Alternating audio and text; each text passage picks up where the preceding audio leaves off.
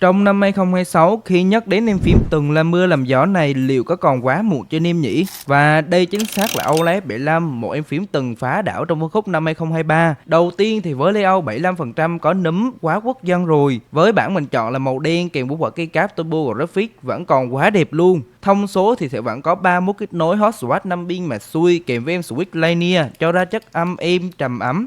Ngoài ra thì LED lũng là RGB rất sáng với rất nhiều chế độ, có thể chỉnh thông qua app. Đối với trong thời điểm hiện tại, những anh em nào cần một em phím nhỏ gọn, built-in chắc chắn thì có thể tham khảo thử mẫu này nhé.